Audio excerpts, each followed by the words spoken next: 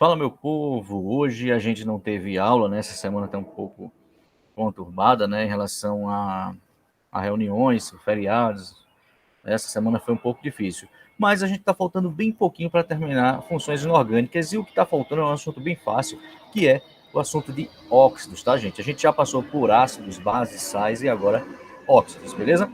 Então, eu vou estar disponibilizando aí essa aula para vocês, bem curtinha, bem facilzinha, né? Não é difícil feito ácidos, bases e sais. Óxidos é tranquilidade, relax, beleza? Vamos embora. O que são óxidos? Bendito é isso. O óxido já está dizendo que tem oxigênio, tá certo, gente? São compostos binários, ou seja, que tem dois elementos, certo? E um deles é o oxigênio com uma eletronegatividade maior, ou seja, nos óxidos, o oxigênio é o mais eletronegativo. Tem oxigênio e é o mais eletronegativo, tá certo? Ou seja, se o oxigênio estiver ligado a flúor, não é um óxido, porque o flúor é mais eletronegativo do que o oxigênio, beleza? Mas moléculas como vocês podem estar vendo aí, deixa eu trocar aqui rapidinho o cursor para vocês visualizarem melhor, tá? Moléculas como CO2, né, que aí é o causador do efeito estufa principal, responsável por isso, né? O da chuva ácida, NO2 e o SO2 também, todos eles são óxidos, assim como a nossa água, H2O. Veja que são compostos formados por dois tipos de átomos, tá? Ó, aqui no caso hidrogênio e oxigênio no caso da nossa água, certo? Onde o mais eletronegativo aqui é o oxigênio, beleza? Tranquilo? Mesma coisa para os outros aqui. O mais eletronegativo é o oxigênio. Nesse caso aqui, carbono e oxigênio, carbono e nitrogênio e oxigênio. Beleza? Aqui também tem o exemplo da ferrugem que a gente vai falar um pouco mais à frente, também é um óxido, beleza? Vamos embora. E como é que se dá a nomenclatura dos óxidos? Você deve estar achando assim, eita bexiga, professor, nomenclatura eu me lasquei em ácido, eu me lasquei em base. Base é fácil, né? Mas em sais, meu Deus do céu, fica complicado. Como eu disse a vocês, é treino.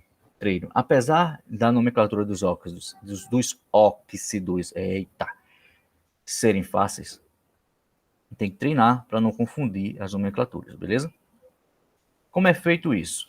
Um prefixo, o nome óxido, de e nome do elemento. Eita, complicou. Nada demais, nada demais. Vejam bem. Vamos lá. Prefixo. Vamos no caso do exemplo do CO2. Eu tenho dois oxigênios. Então eu boto di, certo? Aí eu repito o nome óxido, beleza? É o prefixo aí, no caso aqui, dióxido, tá? De quê? Qual é o outro elemento? Beleza? Veja que o óxido é um composto binário. Se um é oxigênio, o outro, aí vai ser o nome do outro elemento, de carbono, certo? E aí fica dióxido de carbono, que é o gás carbônico, né? Aquele mesmo presente nos refrigerantes, aquelas bolinhas, é justamente o CO2, né? Aquele que é o mesmo gás que é eliminado pelo cano de escape, né? Oriundo da combustão dos combustíveis, é esse aqui, esse camarada do CO2, beleza?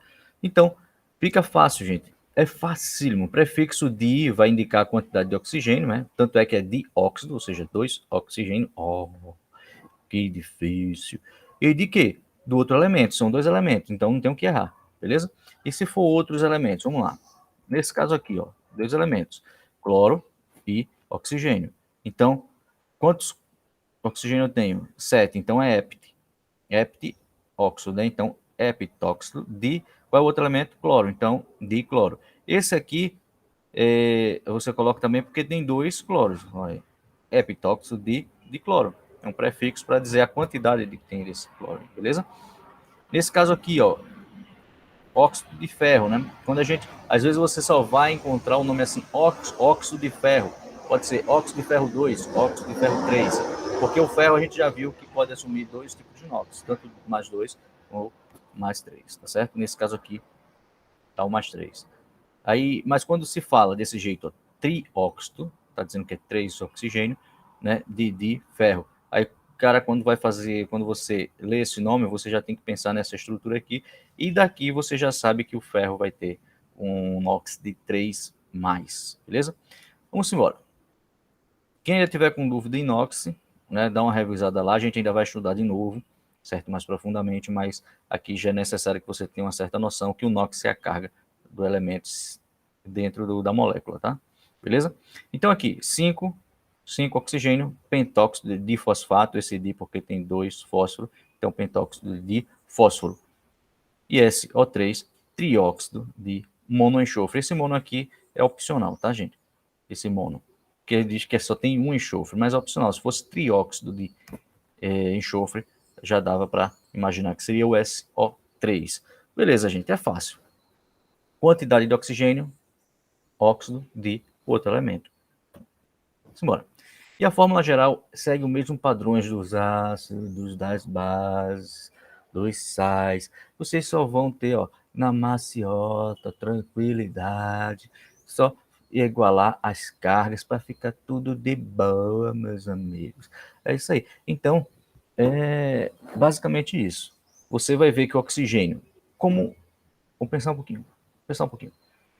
O óxido são de dois elementos, um deles é oxigênio e o outro, né? A gente vai ver aí, mas o oxigênio sempre vai ter. É um óxido e o oxigênio sempre tem cargas de -2, tá aqui em cima, ó. Tá vendo? Carga de -2, certo? Então, se eu tiver somente um oxigênio, eu vou ter uma carga de -2. Então, o outro elemento vai ter que ter uma quantidade X dele, né, para dar a mesma quantidade de carga oposta, né? Para neutralizar essa carga aqui do oxigênio, beleza? Tem coisa difícil, não entendi foi nada, professor. Beleza, então vou fazer um exemplozinho aqui, né? Nesse caso de lado aqui, um momentinho. Nesse caso aqui do ferro, ferro 2 aqui, deixa eu... essa bagunça aqui. Ferro 2, aqui vocês sabem, no caso, o oxigênio tem uma carga de -2, sempre, tá? Então, para igualar, o ferro só pode ter uma carga aqui de +2. Então, essa aqui é ferro 2, NOx 2. Já aqui, ó, de baixo, ele tem uma carga de -2, mas eu tenho 3. Então, o total tem uma carga negativa de 6. Espera aí, professor, não entendeu, entendeu o que, meu amigo? Se um oxigênio tem uma carga de -2, se tu tem 3 oxigênio, então, -2, -2, -4. -2, um total de -6. Então, o outro elemento, que no caso aí é o ferro, tá? O ferro vai ter que te fornecer uma carga de +6 para neutralizar. Certo? Então, o que é que acontece? Eu tenho... O ferro está me fornecendo uma carga de +6. Só que eu tenho 2 ferros. Aqui. 2 ferros. Então, cada ferro está me fornecendo uma carga de +3. Ou seja, de +3. Por quê? +3 vezes 2, que eu tenho 2 ferros. Então, dá uma carga de +6. E aí, fica neutralizado aqui, ó. Fica neutralizado aqui. Tá? E aí, como vocês sabem, já tinha escrito essa fórmula. Fica Fe2, ó, 3. Beleza? Ah, quer mais exemplos? Vamos lá, mais exemplos. Eu escutei aqui de longe telepatia em tempos de horários diferentes, né? Vamos pegar aqui o óxido de cobre. Não, vamos pegar a calvígene, que é o CaO, certo?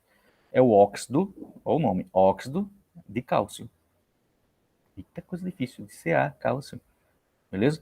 Então, se aqui, ó, o oxigênio é -2, esse cálcio só pode ser +2, tá certo? Ou seja, um cálcio já é o suficiente para um oxigênio. Se você não sabe a carga do cálcio, vai lá na tabela periódica, consulta, família 2A. Família 2A quer dizer que ele tem 2 elétrons na camada de valência, que ele quer doar. Então, quando ele doa, né, que é onde ele faz essa ligação iônica, nesse caso aí, ele vai doar aqueles elétrons, vai doar 2 elétrons, vai ficar com a carga de +2. Ele vai ficar com maior número de cargas positivas.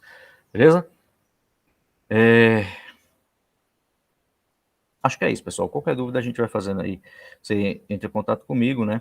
Eu não vou fazer atividades sobre óxidos, porque a gente já fez uma atividade bastante pesada sobre sais, que o que eu acho que vocês devem mais priorizar ali é saber a nomenclatura daqueles ânions, tal, da atividade. Sei que foi difícil, não tem para onde correr, tá bom? Vamos embora. Vamos classificar esses benditos óxidos. Existem óxidos com diferentes comportamentos. Por exemplo, tem óxido neutro. Hoje vocês sabem o que é uma coisa neutra, porque o pH é 7, tá? Se o óxido é neutro, ele nem vai ser ácido, nem vai ser básico, certo? Tem ácidos básicos, anfóteros e duplos e peróxidos. Para ganhar tempo, vamos direto aí, rapidinho, para os neutros, que vocês sabem que são óxidos. Logicamente, vocês imaginam que em contato com a água não vai desenvolver caráter ácido nem caráter básico, certo? Já os ácidos, quando em contato com o ácido, ele vai produzir, tá, ácidos, ou seja, aqui ó, um óxido, no caso o trióxido de enxofre, quando em contato com água produz o ácido sulfúrico. Lógico, aqui a reação ainda tem mais oxigênio, tal. Isso aqui, gente, se você perceber, é a formação da chuva ácida, certo? O SO3 é eliminado pelas indústrias, carros, etc., se junta lá com a umidade do ar, lá na nuvem, tá? E forma o ácido sulfúrico, que é um dos protagonistas, vamos dizer assim, da chuva ácida, tá? Só que ele também pode fazer, ele reage também aqui, ó, como ele é um óxido ácido, ele também pode reagir com a base, né? Formar um sal e água, beleza? Mesma coisa acontece com os básicos, certo? Se o sal ácido reage com água formando um ácido, o básico vai reagir com água formando básico, uma base. Tá aqui, ó, o sal, né? Esse caso aqui é o óxido de sódio, reage com água, formou o hidróxido de sódio, hidróxido, né? Que são a base. Ou, já que ele é básico, ele pode reagir com ácido e formando sal e água também. Beleza? Existem outros sais básicos. Um caso simples de você perceber isso, já que você, às vezes, você diz, não acredito nisso. Se for o seu caso, né? Se você conhecer alguém aí, ó, que esteja fumando alguma coisa, pode pegar essa cinza, diluir em água e colocar um indicador ácido base chamado fenolftaleína. A fenolftaleína, ele em meio básico, ele fica rosa, é desse jeito aqui, ó, tá? Fica rosa. E em meio ácido, ele fica incolor. Então, se você pegar aquela cinza que é óxido de potássio, certo? Óxido de potássio, ele é básico. Você veja que ele, em contato com água, ele vai produzir uma base, tá certo? Ele está produzindo uma base, beleza? Que é o hidróxido de potássio. E aí, ele vai ficar rósea, confirmando essa teoria, beleza? Vamos lá. E o que bendito é anfóteros? Gente, quando se diz que um composto é anfótero, é porque ele se comporta das duas maneiras. Nesse caso, os óxidos anfóteros, ele pode, às vezes, se comportar como ácido ou, às vezes, se comportar como base. Depende do meio. É o caso aí, ó, desse óxido de zinco. Aqui, ó. É um óxido básico. Quando ele está na presença de um ácido, certo? Ele vai se comportar como uma base e vai neutralizar esse ácido aqui, certo? Formou um sal, ó, que é o cloreto de zinco, e água. Porém, o mesmo camarada, né, se ele estiver num ambiente onde tem somente uma base, forte no caso aqui, ele vai reagir com a base, se comportando como o quê? Um ácido. Olha só, antes ele se comportou como uma base. Ó, aqui, ó. Agora ele está se comportando como um ácido. É o mesmo composto, então ele tem caráter anfótero, certo? Beleza, gente? Então é isso. E os sais duplos nada mais é do que uma mistura de tipos de óxidos diferentes. E vamos dizer assim que eles, quando estão juntos, eles se comportam como uma unidade. Como assim? A ferrugemzinha do seu portão, tá? Seu portão lá de ferro. Quem não tiver um portão de ferro, já viu. Aquela ferrugem que tem uma coloração meio amarelada ou tá mais avermelhada. Pronto, a avermelhada é essa aqui, ó. Mais amarelada é essa. É uma mistura dos dois, na verdade, desses dois óxidos. Óxido de ferro 2 e óxido de ferro 3, tá? Como é uma mistura, aí o que é que o pessoal faz? A propriedade dele é como se fosse essa mistura aqui. Eles juntam, soma os ferros, ó, um ferro aqui com mais dois daqui, três, certo? Um oxigênio aqui com mais três aqui, quatro. Aí chama isso de óxidos duplos, tá? Aqui, ó, em cima, ó, são óxidos, tá? São óxidos que se comportam como se fossem formados óxidos do mesmo elemento químico. Isso acontece também com o óxido de chumbo, beleza? O óxido de chumbo 1, desculpa, o óxido de chumbo 2 e o óxido de chumbo aqui, tá? Na verdade, desculpa, o óxido de chumbo 2 é esse aqui, tá? E o óxido de chumbo 4. E por último, os peróxidos. Gente, os peróxidos, né, são óxidos que em contato com água, ele vai produzir água oxigenada. Ele pode estar em contato com água ou solução ácida diluída, ele pode gerar água oxigenada. O que é água oxigenada? A água, por si só, ela tem H2O. É isso, H2O. Quando ela tem um oxigênio a mais, é água oxigenada, né? Aqui, ó, oxigênio a mais aqui, ó, é a diferença. Tá vendo aqui só tem um e aqui tem dois.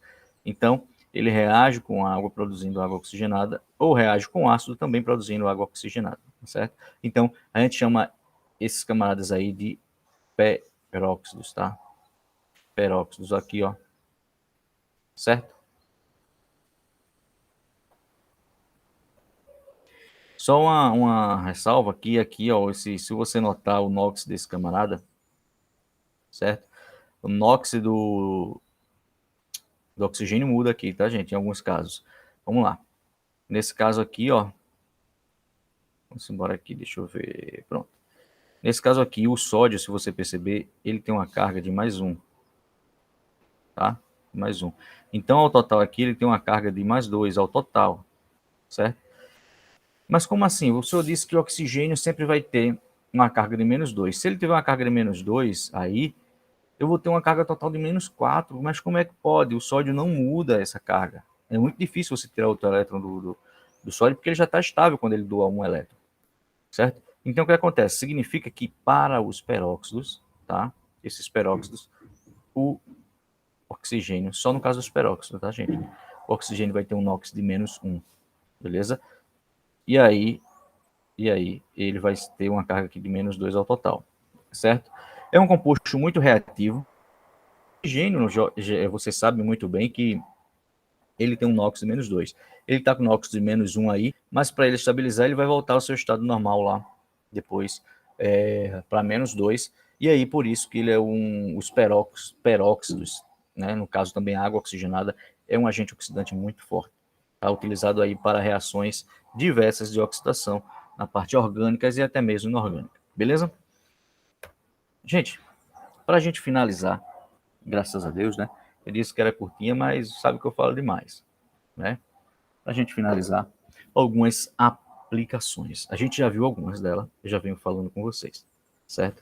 Então, a primeira é água oxigenada, às vezes utilizado para higienização de ferimentos, tá? Ou também para descolorir cabelos, não é isso?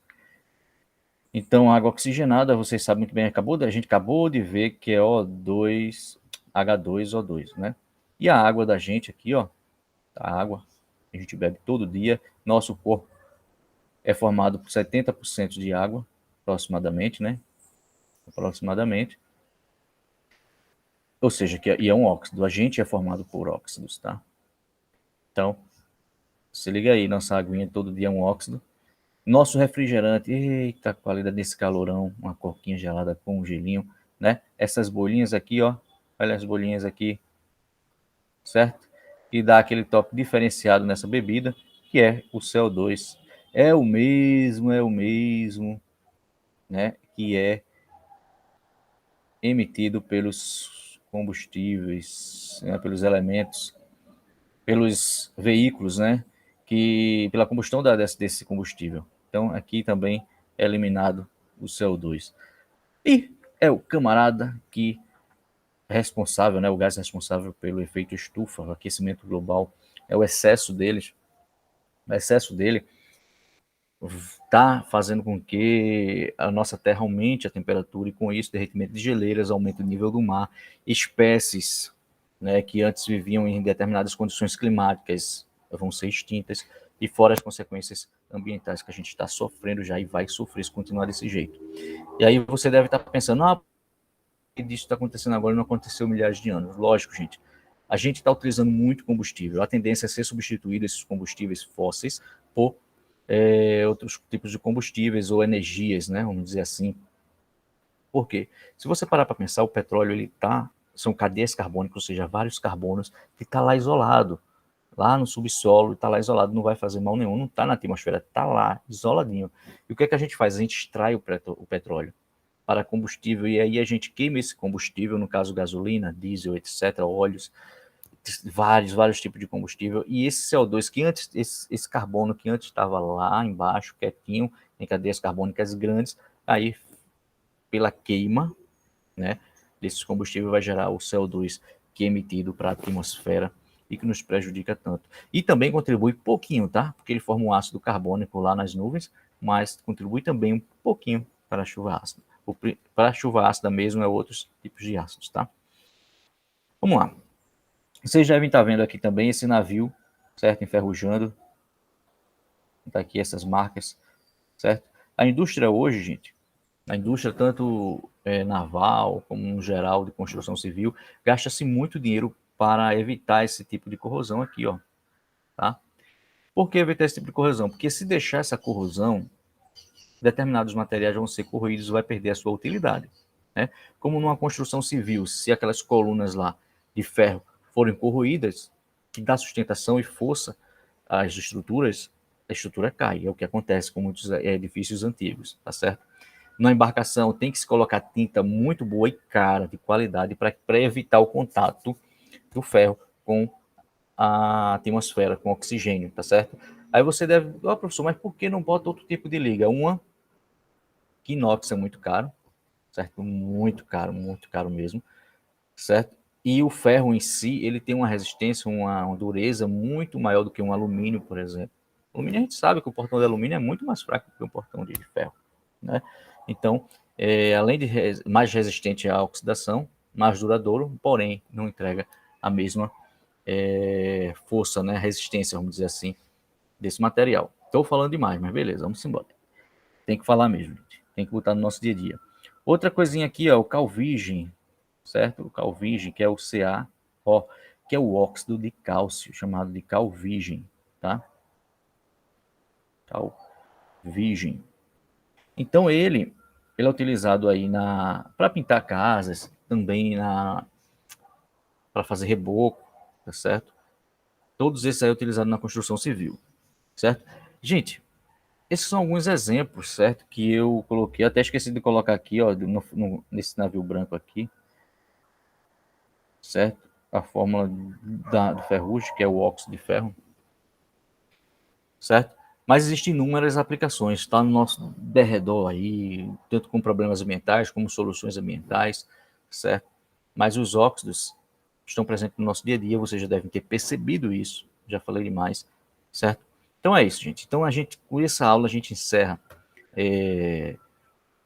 funções inorgânicas, certo? A gente estudou as quatro principais, que é ácido, base, sais e óxidos, terminando hoje. Semana que vem a gente começa já reações químicas, beleza? Balanceamento, tudo mais. A gente vai fazer isso rapidinho, bem curtinho, para poder a gente começar massa molar e atômica e depois estequiometria, tá? Que tá tudo, essas três coisas aí que eu falei, vocês estão tudo conectado. E eu acredito que dê para a gente terminar aí até o final o início de dezembro, tá bom? Gente, fica com Deus, assiste a aula, não deixa aí, beleza? Tchau.